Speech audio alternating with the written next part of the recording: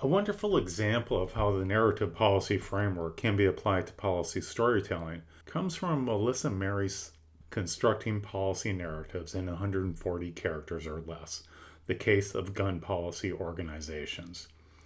Dr. Mary considers here how two policy organizations that are diametrically opposed use Twitter to make their policy arguments. What is perhaps most important about this article is how it considers how language is used to make arguments from the two diametrically opposed organizations.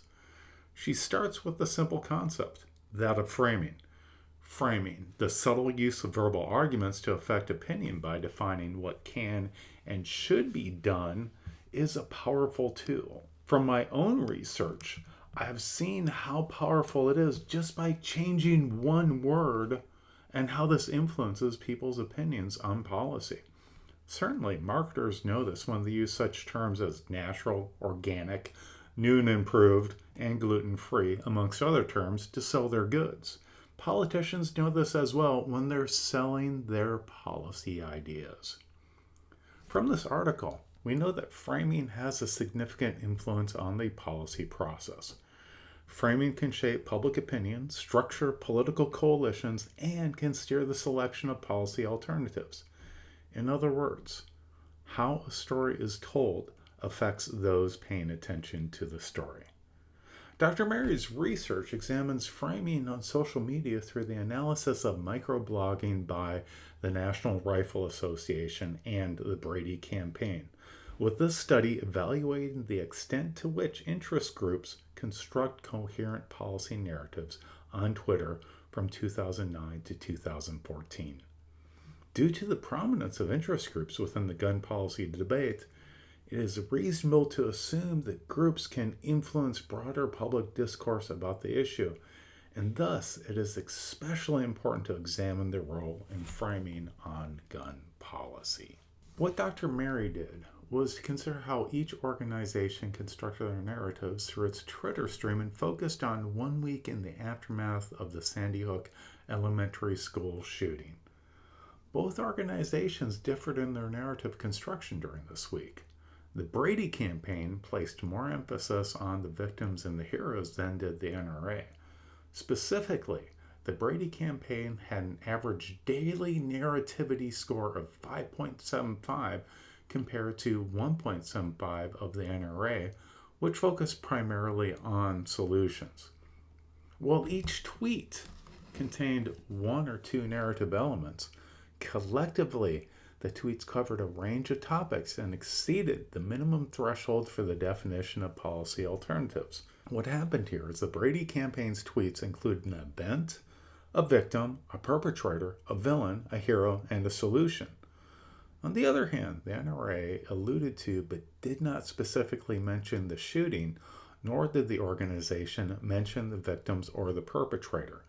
They did, however, have tweets that contained allies, an opponent, a hero, a villain, and solutions.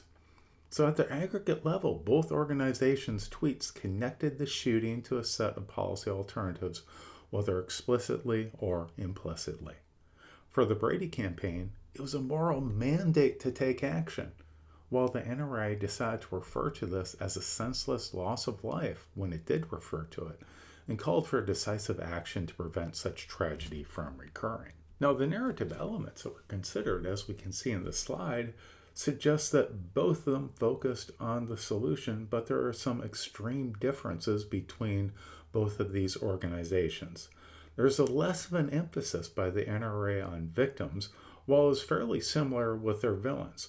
The event was focused to a much greater extent by the Brady Campaign than by the NRA. And both of them certainly had the heroes, but the NRA focused upon the opponent more than anything else. So here we see that there are different approaches by two different organizations dealing with the same policy area.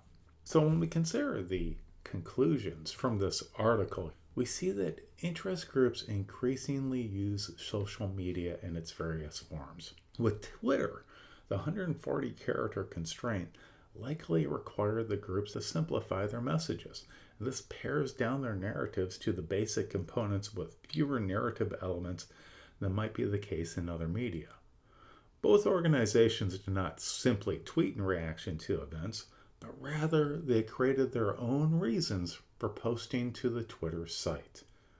The Brady campaign's wave of tweets highlighted the victims of gun violence, while the NRA's placed an emphasis on armed citizens and evidence for supporting this. In sum, each of the organizations made deliberate attempts to shape gun policy in ways consistent with the organization's goals through framing. So ultimately, what we are seeing is a conflict expansion by the Brady campaign's approach by focusing on more emotional elements, the victimization, and it's also telling us that how important Twitter and other forms of social media is for organizations to get their arguments out in front of the general public. Even subtle differences in framing the discussion can have a major influence on the policy alternatives that the public will select from.